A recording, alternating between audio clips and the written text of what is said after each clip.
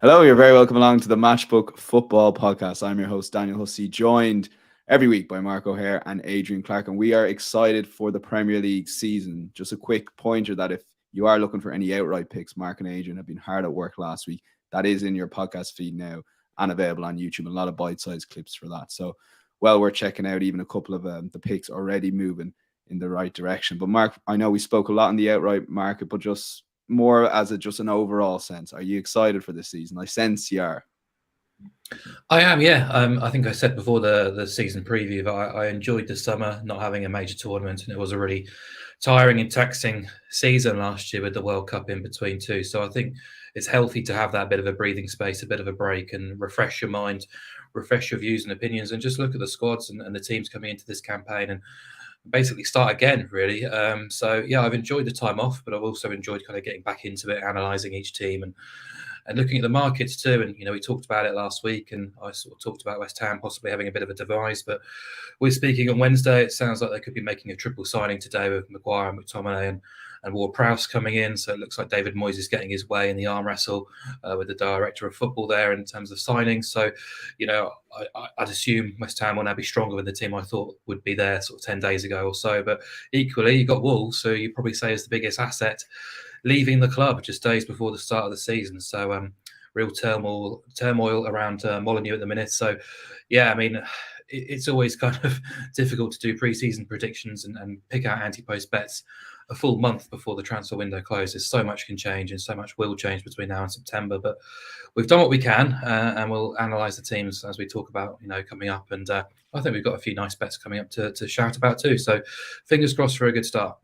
Yeah, look, we're really looking forward to it. And Adrian, you were at Wembley on Sunday, and Arsenal have another trophy in the cabinet. It's just a great time to be alive, really, isn't it? Hey, 2 in 2 games. Don't forget the Emirates Cup. We're just every game, we're just lifting silverware these days. But no, I mean, I think it was a very even game. I wouldn't read too much into it. It's still a glorified friendly, isn't it? And City certainly weren't at full pelt, but tactically, Arsenal played it differently. They played it a little bit more cautiously, and you saw Rice and Partey a bit more screening in front of the back four, which looked stronger as well. So yeah, I was really pleased with the way that Arsenal handled Manchester City's attack, and I thought, yeah, the game could have gone either way. Obviously, it goes to pens, and yeah, Arsenal won the other cup, the Emirates Cup, on penalties as well. So. Yeah, who knows? Who knows? Maybe Champions League finals at Wembley, isn't it? At the end of this season, maybe Arsenal will be back there, win it on pens. Yeah, and great record Arsenal have against Manchester City at Wembley, but not in every other venue around the country. So absolutely not. No, we will see how that goes throughout the season. A couple of pointers before we get going, and then we're going to rattle through a lot of the guys' bets. Plenty of interesting bets, as Mark alluded to.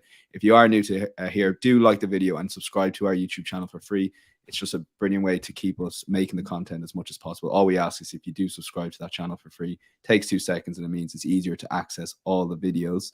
Insights.matchbook.com for a full recap of all the bets are available post-recording. That'll be available Wednesday afternoon this week. And just to check out the Matchbook Betting Exchange, we'll invariably be best price on the odds checker grid throughout the Premier League season. So do check that out. We'll get straight into the betting. We will start with Newcastle versus Aston Villa, and have a look at the betting that we currently have on matchbook.com. You can back Newcastle in the 90-minute match odds at 1.82 odds on first game of the season. Aston Villa 4.9. The draw is available at 4.0. Both teams to score yes is available at 1.73 with no 2.14. The Asian handicap line sees Villa get a 3/4 of a goal head start. That's available at Matchbook currently at 1.91. And the goal line for this game is 2.5, shaded a good bit towards the over. So we are expecting goals. So maybe, Adrian, I'll throw this over to you first. It's a really good first Saturday night football game of the year to kick us off. These are two teams I think most people will be talking about a lot throughout this season. Yeah, they're the new pretenders, aren't they? Along with Brighton. They're the ones that are challenging the establishment, so to speak. And yeah, these are two teams that are heading in an upward trajectory. So yeah, I think it's going to be fascinating. I've watched this game already this summer. I watched it when they met each other in the summer series, the competition the Premier League held in America. I'll tell you what, it was a cracking game. 3 apiece, it finished. But my takeaway really was that Villa were the better team then. And I know it's pre-season, you can't judge everything on that. But I really like what I saw of Villa. not just in that game, but in other pre-season matches. They look sharp, they look fit. The way that they're inverted wingers, they play very narrowly, don't they? With that sort of 4-4-1-1 or 4-4-2 narrow. They came in behind Newcastle's midfield brilliantly in the game, and Buendia it was, and McGinn, and Newcastle had no real answer to it. And they'll need to learn from that. And if they don't learn from it, then Villa will make hay in similar fashion here. Obviously, Diaby's come in. I think that's a step up. Pau Torres as well at the back, which will probably push Konsa to right back. But yeah, I just think Villa will be solid and tough to beat, as they were under Emery away from home last season. I was looking at their record, only lost 3 of 12 on the road under Emery. So to see them at such a big price here, especially on the handicap where you can get plus half a goal or plus 3/4 of a goal, does look attractive, I've got to say. But it's Newcastle at home. Newcastle are very strong. We know that, with Isak and Wilson and Barnes, I think is a good acquisition. And they only lost 5 times all season, which is remarkable. But I just think that Aston Villa might catch Newcastle here, and a little bit maybe rusty, and make a very, very competitive game of it. It's not going to be 3-3 in my opinion. I think it will be much, much tighter than that. But yeah, I think Villa can get a draw, possibly even win, but I wouldn't go that far. So yeah, my pick here would be Aston Villa plus half a goal, which is obviously covering the Villa win, it's covering the draw, and you get it at 2.18, which I think is decent. Okay, yeah, pro Aston Villa selection for Adrian. Mark, you are pro Aston Villa here, and we also like a selection in the 90-minute odds as well. Like, potentially giving a little shout to the draw here at 4.02.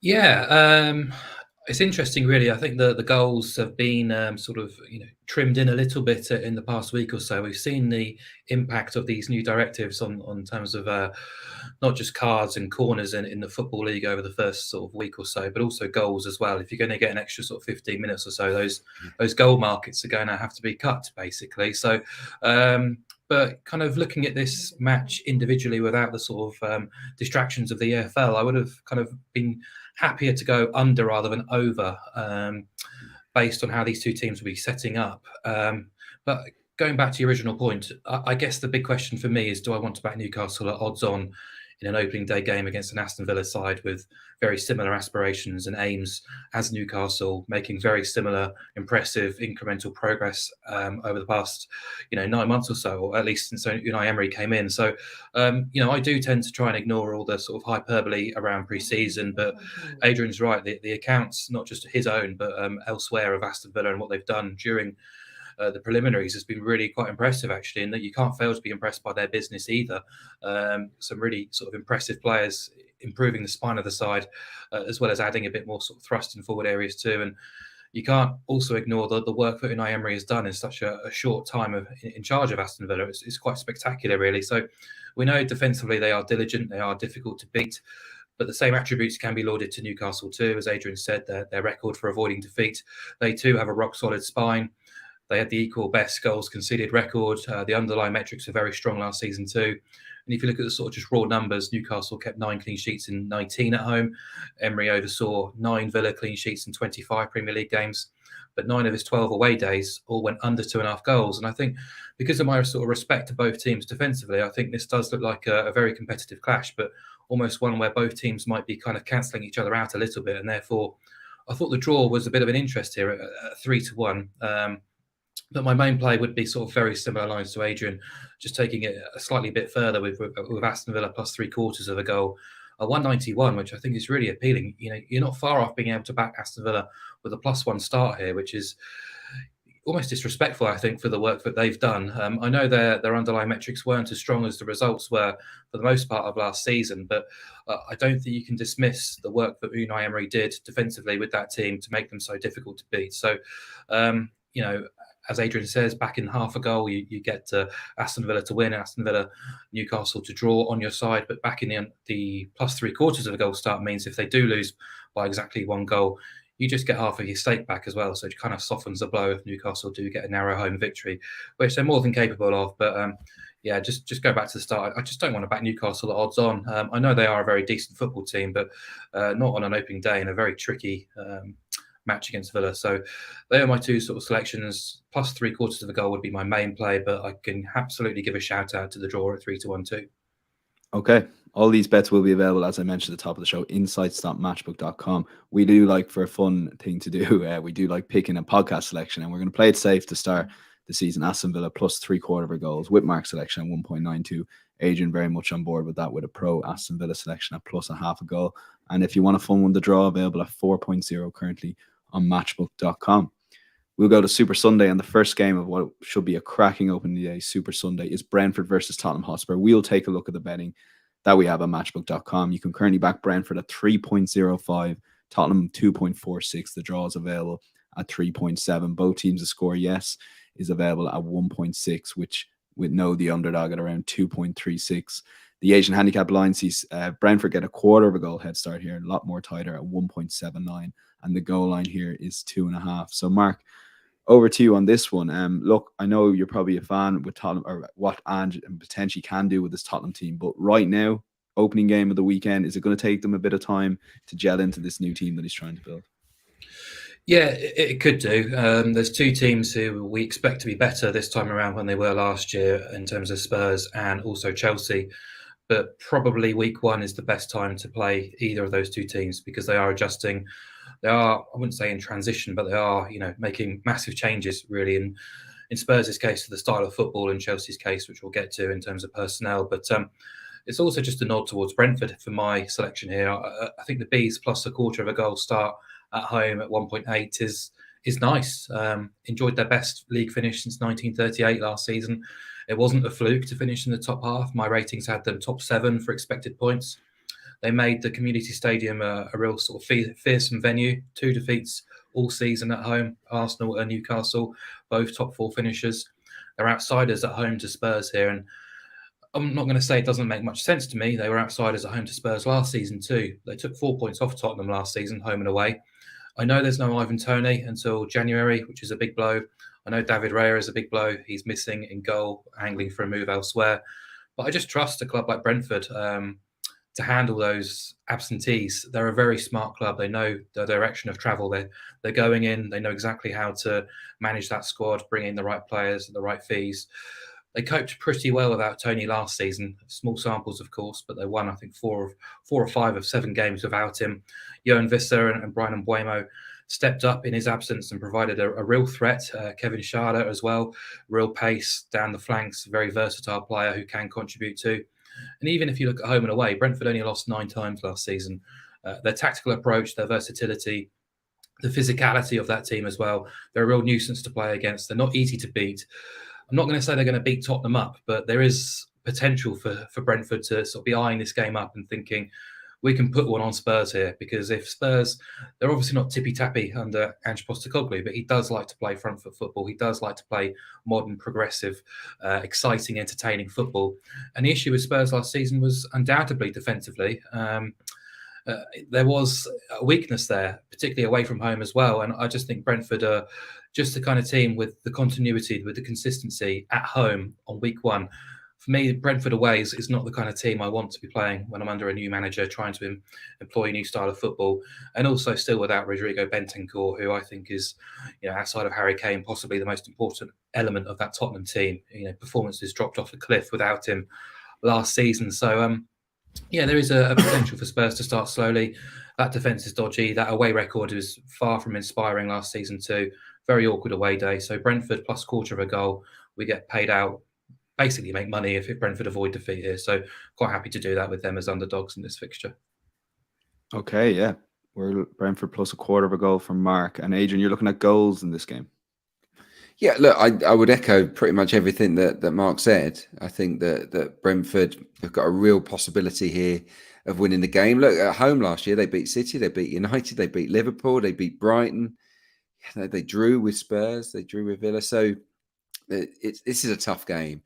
And Mark kind of hinted at it, but they will try and play out from the back. That's the way that Ange Postecoglou wants to go about it. Brentford are one of the worst teams to try. Look what happened to Manchester United under Ten Hag when they tried to play out from the back at the start of last season. It was so bad that he ditched that tactic until now. He's only just recovered, I think, Ten Hag. So with Postecoglou's Spurs, they're new to it. And Brighton, let me tell you, will be fierce in the way they go after the ball inside Tottenham Hotspur's half. I've watched them in pre-season as well, and the pressing has been excellent. They haven't played brilliantly, but that side of their game has been strong. Visser as well has looked good. And I think he's sharp. I think he's a sharp striker. I think he can finish. I wouldn't underestimate Johan Visser at all. So, Brentford have got a chance here. And that pick from Mark is a really good one. My natural instinct when I saw the fixture was goals. I just feel that Spurs, because of that defence that Mark was talking about, you can't trust Tottenham away from home to keep clean sheets. You just can't. I know they've got a new keeper, Vicario, but I think the defence will be by and large what it was last season. And look, their record was poor. Away to the top 10 sides, they only got 2 wins, didn't they, against Brighton and Fulham.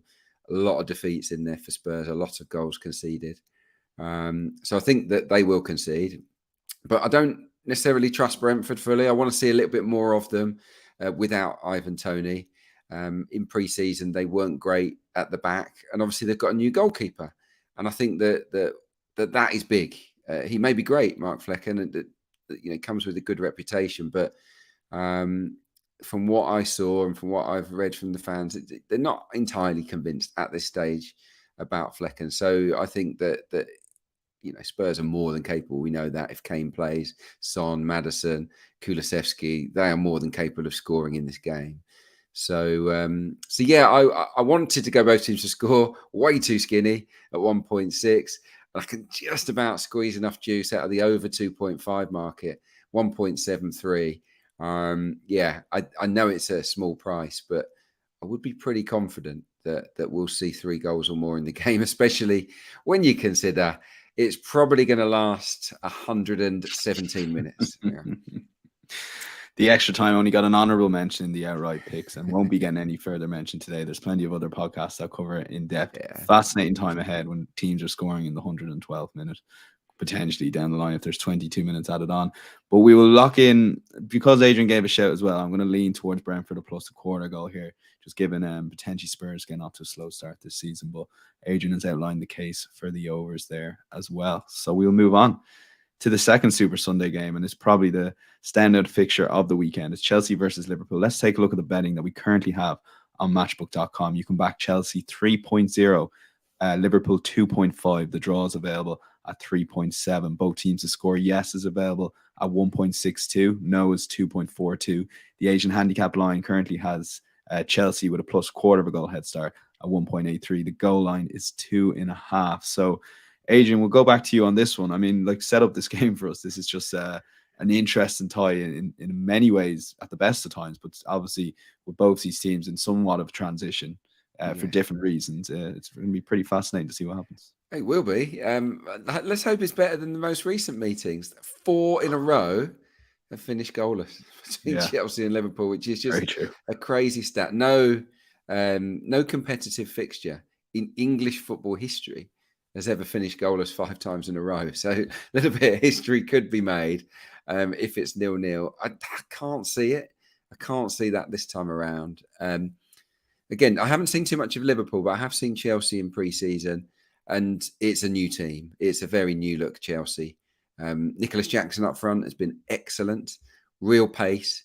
He will look to run off the shoulder of the last man. So if Liverpool leave that high line when they go and press, Jackson has potential to go and run in behind. But I do think this news that Nkunku is out injured for 4 months, I think that is a real hammer blow to them ahead of the new campaign.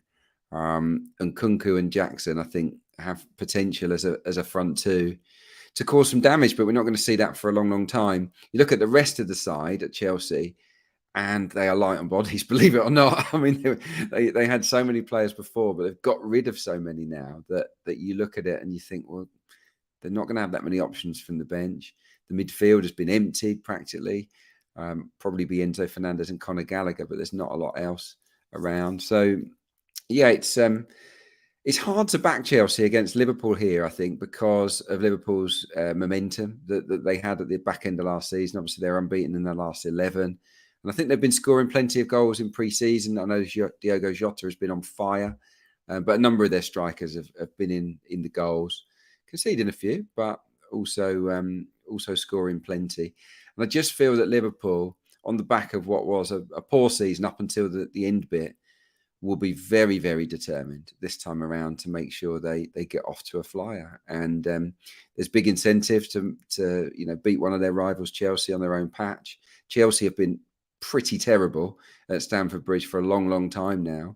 And although they'll be lifted by Pochettino being there and it's the start of a new era, I don't think you can just shake off that feeling of edginess at home just like that. It's going to take a while. So, yeah, when all things considered, I fancy Liverpool here.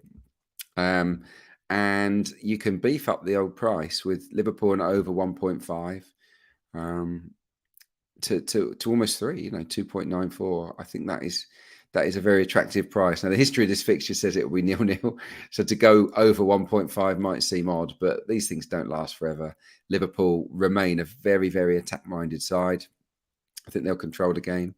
And it'll be down to Chelsea to sort of try and pick them off on the counter with Jackson, the obvious outlet. So, yes, it's going to be fascinating. But I would say that in the here and now, Liverpool have a team that's quite established.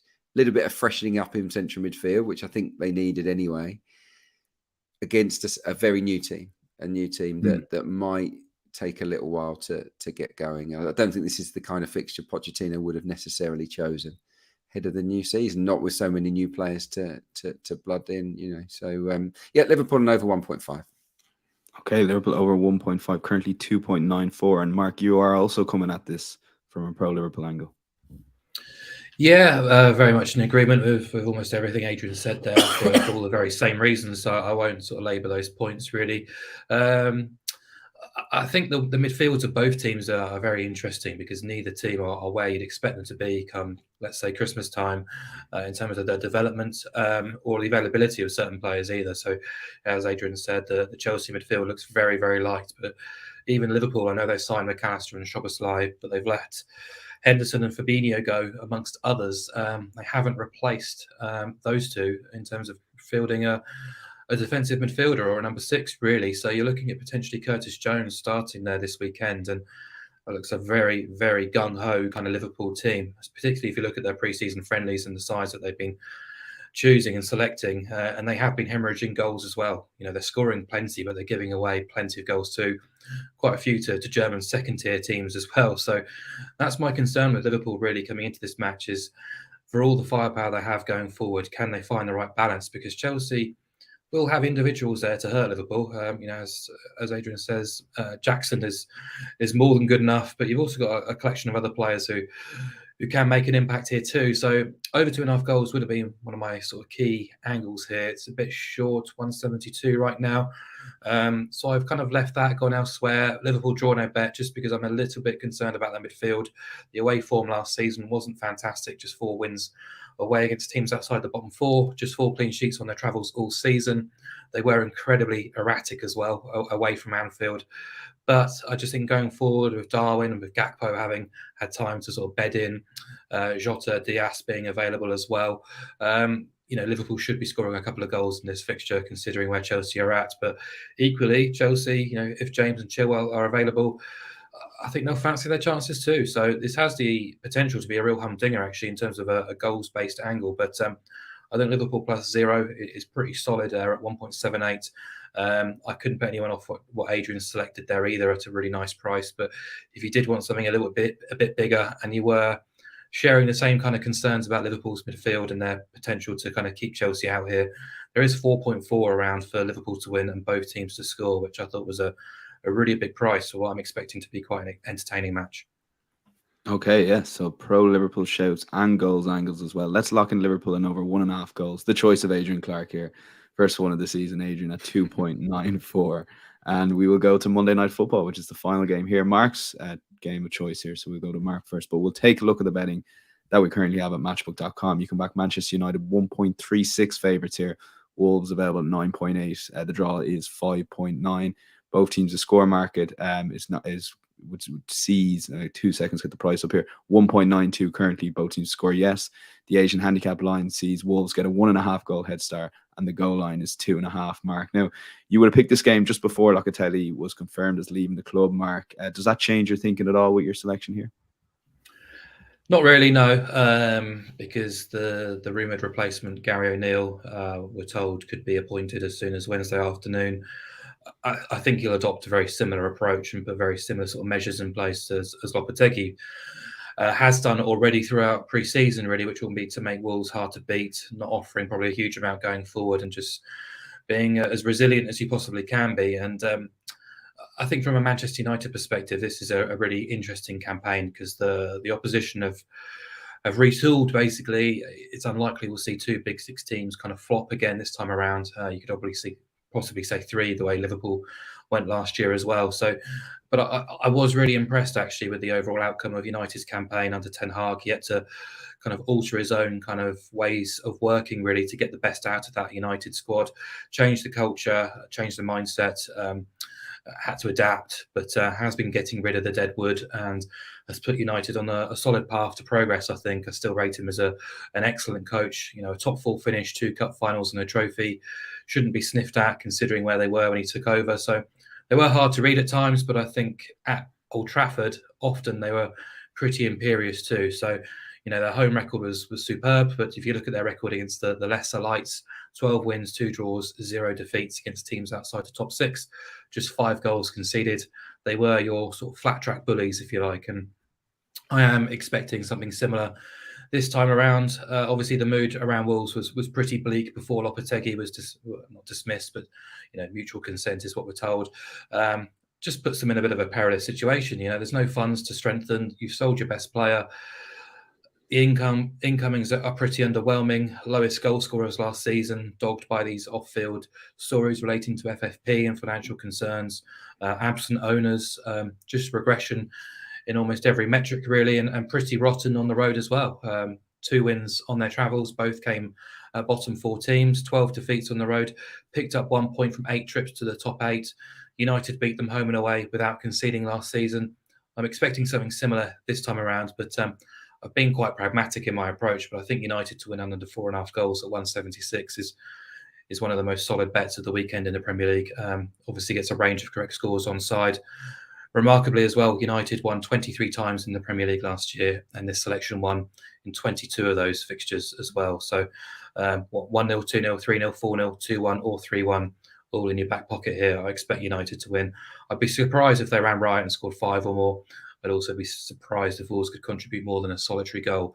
I fully expect a United win, a routine win too. And I think Adrian's shout as well has got good legs too, but just playing it a little bit safer.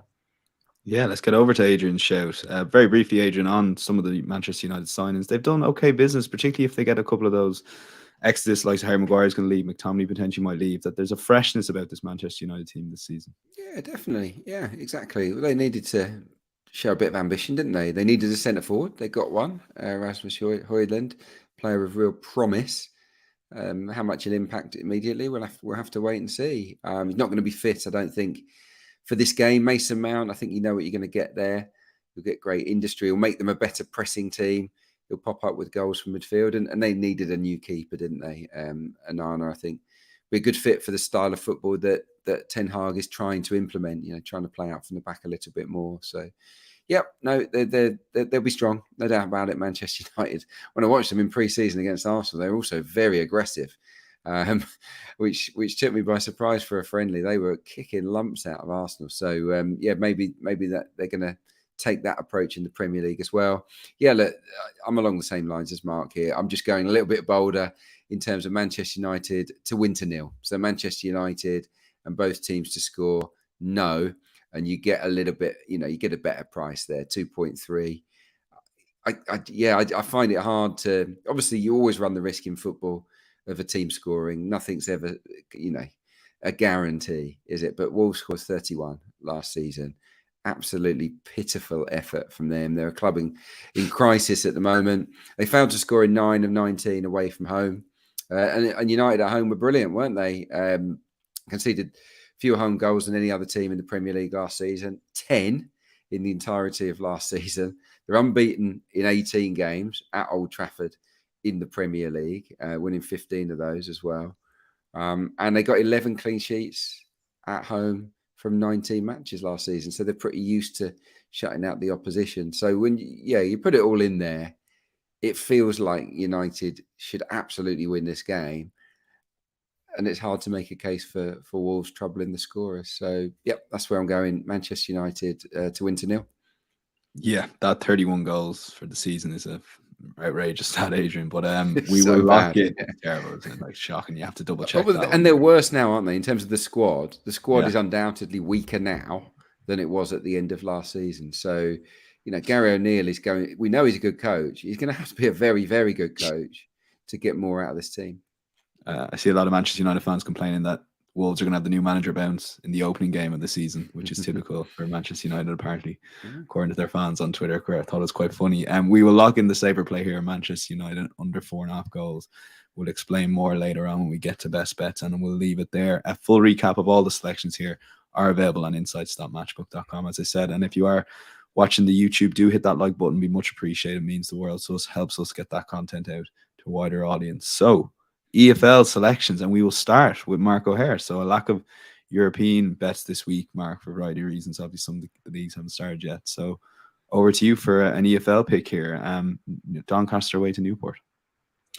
Yeah, I think I highlighted my concerns around Newport in the EFL preview show we did last week. I may have, or the season preview we did last week, and that's because they've downsized quite significantly. They've reduced the budget a lot, and that's meant having to let key players go. This is a side that's focused quite a lot on defensive solidity under their head coach Graham Coughlin. 5 key defensive performers left in the summer, including their goalkeeper too, and that would be a major concern, a red flag for me. And they started the season with a 3-0 defeat away at Accrington. Now, reports from that match, and if you look at the underlying metrics, suggest it was quite an even game. 3-0 was probably an unfair scoreline for Newport County, but even so, that's quite concerning. Immediately, to come off a 3-0 defeat, you're on the back foot straight away. But anyway, I've no idea how Newport can be odds on or close to even money to beat Doncaster Rovers this weekend. It makes absolutely zero sense to me whatsoever. Those concerns I had originally, but even if you look at the anti-post markets, the market itself was expecting Doncaster to be one of the best of the rest outside the big 7 or 8 teams at the top end of the promotion markets. They signed or they brought back Grant McCann, which is a real coup, basically, to be their manager this season. They made big and early moves in the transfer market as well, showing real intent, kind of a sea change to where Doncaster Rovers were last season, which was a complete shambles, really. And I know on the opening day they lost 1-0 at home to Harrogate, a Harrogate team who are missing Armstrong, their key striker, who pulled out on the morning of the game. But Doncaster did only concede 4 shots in the box in that game. It was a bit of an unfair outcome, shall we say. I fully expect Doncaster to be in the mix for not just top half, but even sort of on the outskirts of the playoff positions. And I think Newport will be at the opposite end of the table, sort of battling to stay out of the bottom 6. Yet, if you look at the prices for this weekend, the market is effectively saying Newport are the better team. But in the pre-season previews and the pre-season prices, the market was saying Doncaster were quite a bit better than Newport. So, yeah, I'm just at odds basically with what the market is saying this weekend. Doncaster plus half a goal is 1.95. More than happy to be involved there because I think the price is wrong. Okay, it does seem strange, particularly if with their outright markets positions there. So that market's just confirmed Doncaster plus half a goal away to Newport. And rumour has it, Mark, that you are remortgaging the house, according to Owen McIntosh on YouTube here, and you'll be back in Cardiff to beat QPR, because this is our weekly QPR section. So very briefly, what happened to be 4-0 down after X many minutes? 4-0 by half time as well. 4-0 at half time, 1-0 after 36 seconds. Yeah, I mean, I'm quite happy to sort of separate my bank balance with my own personal views and feelings towards the club. So there was an expectancy that Rangers would have a weak starting 11, especially at centre half going into the game against Watford. I feared the worst, but when those fears were confirmed by the team sheet, at 2 p.m, I did put a decent wedge on Watford to win at a very nice price. So, every cloud. Yeah, a tricky game this weekend. I'm not sure if people know, but our pitch wasn't going to be ready in time. So we were supposed to host Watford last week, had to flip it back to Vicarage Road, which means back-to-back away games, which isn't ideal, obviously. And I think Cardiff showed a lot in that opening day game against Leeds to suggest that they can be quite competitive this year. And I did like a lot of their business throughout the summer too. So tricky game, massive match for Gareth Ainsworth. He needs some sort of reaction. So, yeah, I'm not hopeful, but I think Cardiff around evens to win that game, and that's fair enough.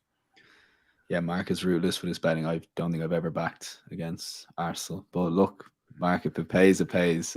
For fair play to you. Adrian, over to this team. And a lot of people are fancying Bolton in the outright markets this year. Got off to a great start, 3-0 win. And I guess you just expect them to kick on here against a Cheltenham side that probably aren't at that level at the moment.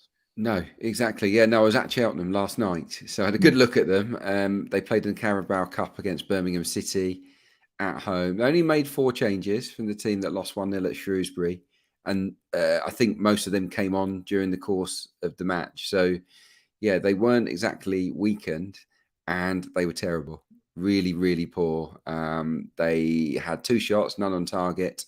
Birmingham had 22 shots and 12 on target. But for their goalkeeper, Luke Southwood, who was unreal, they would have got beaten 6 or 7-0 at home to Birmingham City. Now, for me, Bolton Wanderers aren't quite as good as Birmingham City, but they're not that far off. But Bolton Wanderers are definitely one of the stronger teams in League One this season. They went really, really close last time out, got to the playoffs, didn't get it over the line. But yeah, they've had a good summer. Brought in some decent players. Opening day, won 3-0 at home to Lincoln. Absolutely bossed the game.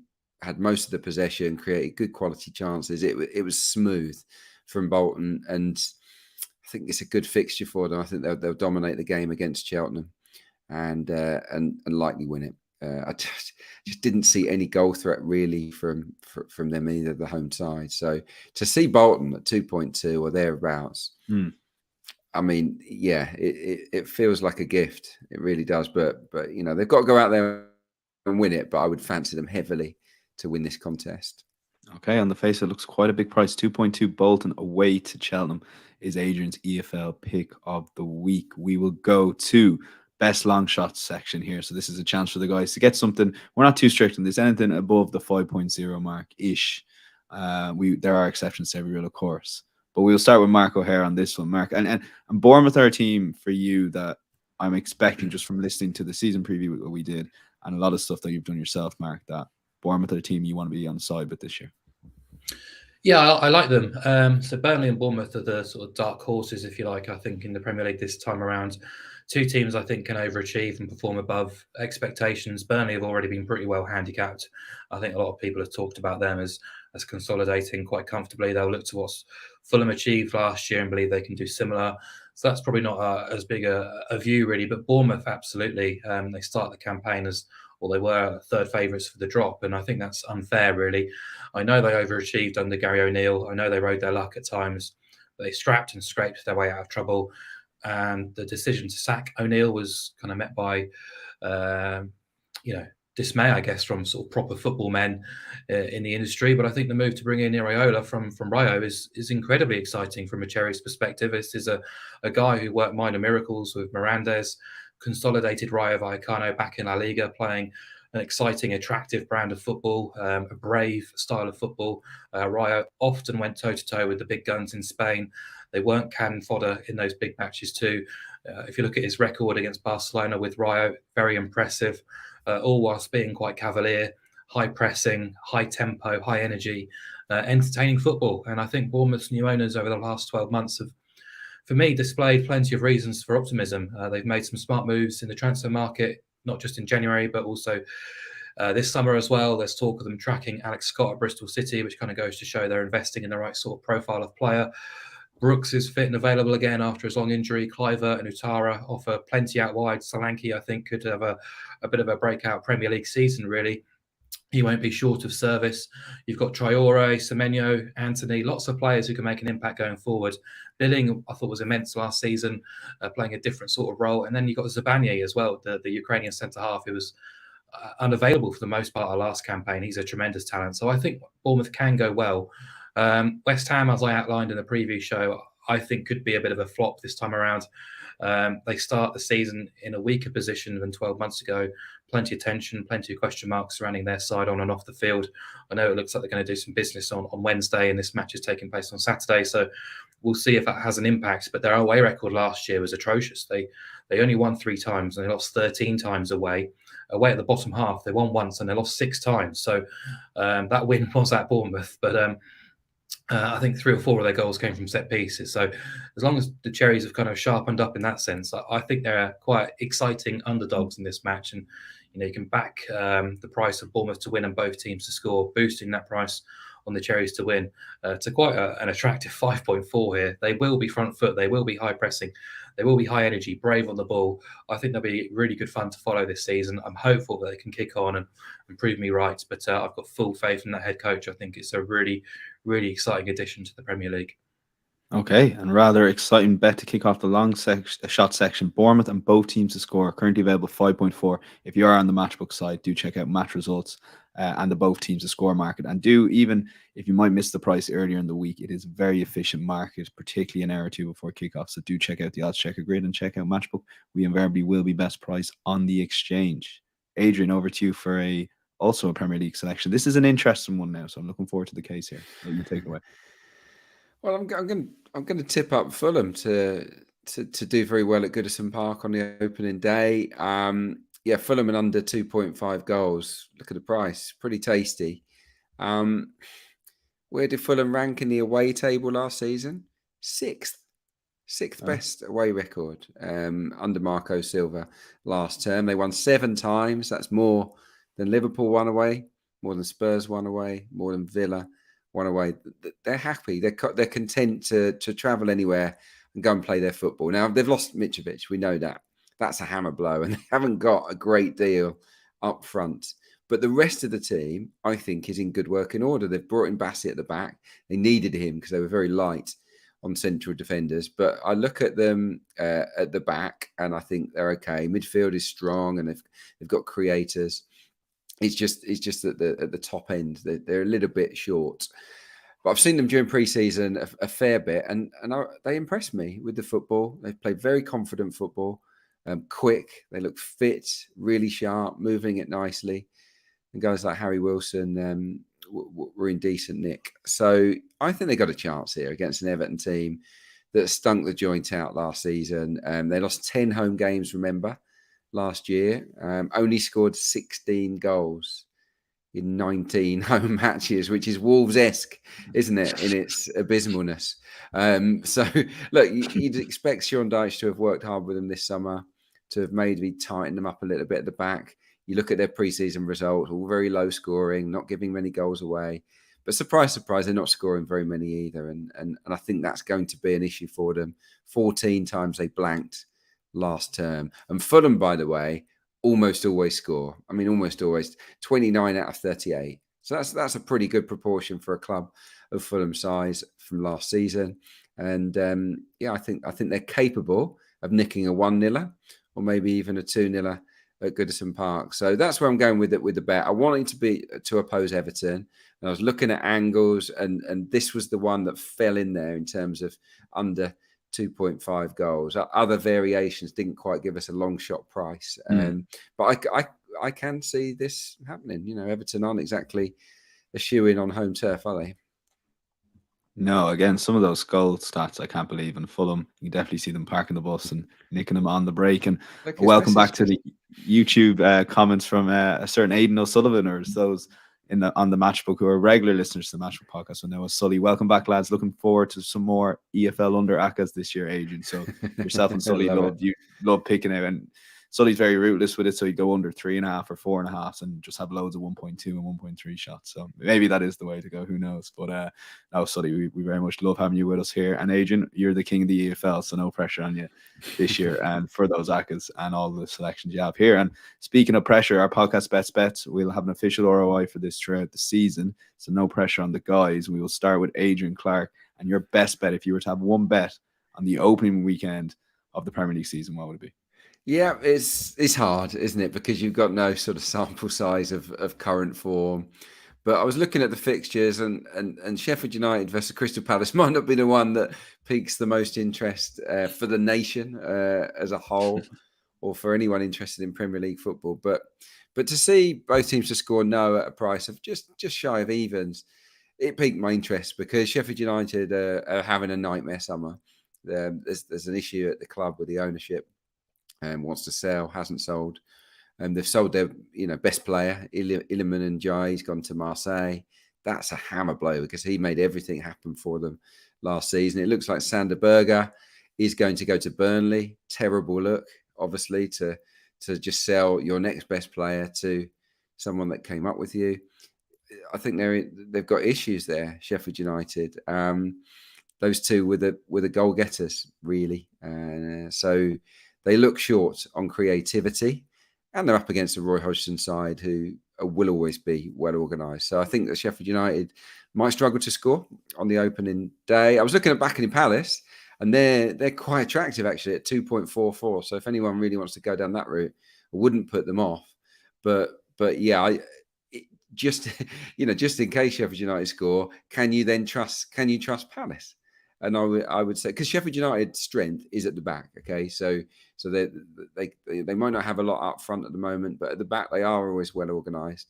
And Palace, we know, don't have a bunch of strikers. They've lost Wilfried Zaha.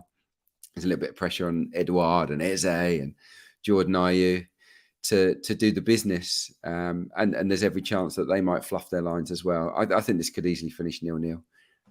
But if I was to pick a score, I'd probably go 1-0 Crystal Palace. So this is where I'm going. Just to give you a flavour of Sheffield United in pre-season, lost 3-0 to Stuttgart, lost 2-0 to Girona, both at home, lost 1-0 to Rotherham. They did beat Derby, but that's 3 blanks already. I think there might be another one incoming. So yeah, both teams score no at Bramall Lane for me. Yeah, arguably a worse team nearly. They were going to start the Premier League season, then they finish with the Championship season, which is bizarre. Definitely weaker. Definitely. Yeah, look, that'll be interesting how that plays. Both teams to score now gives you almost that get out of jail free card if it does go one way or the other. So 1.96 current price there does look big on first glance. Mark, take it away. Your opening best bets. Everyone's waiting for this. What is it going to be? We covered it earlier in the show, so might have spoiled it as well for the listeners. We'll take it away. Yeah, I think Monday night, Man United to beat Wolves and under 4.5 goals at 176. You can't really go wrong with that. United's form at Old Trafford last season was imperious. 15 wins from 19 overall, just 10 goals conceded, 11 clean sheets. That record improves even better. When you look at their record outside of the top 6 and Wolves, we know what their off season has been like. It's been very miserable, very dour. It's very difficult to be positive about Wolves coming into this campaign. Gary O'Neill might be able to inject a bit more positivity, but his hands will be tied to the first week, I reckon. So, they were pretty dog awful away from home last season, pretty dog awful scoring goals as well. So, be surprised if they do contribute at Old Trafford, but I just think a bit more assurance by having that under 4.5 goals onside as well. This is a bet for 1 in 22 of Man United's 23 wins, home or away in the Premier League last season. I think it's a decent shout to kick us off on Monday night. Yeah, Monday Night Football, Manchester United and under 4.5 goals versus Wolves, 1.76. We're done. My thanks to Mark and Adrian. Shout out to all those listening on the podcast throughout the weekend. We very much appreciate it. If you do want to catch a bit of live action, some great numbers on the live stream today and last week as well, do come on. We're going to be Wednesday, 1 p.m.-ish lunchtime for the next 3 or 4 weeks before the international breaks and the Champions League, etc. kicks off. So do join us. Always good fun in the live chat as well. Other than that, check out insights.matchbook.com. Do hit that like button on YouTube if you are listening. But my thanks to Mark and Adrian. We will be back next Wednesday, as I said. Until then, enjoy the opening weekend. Bye-bye.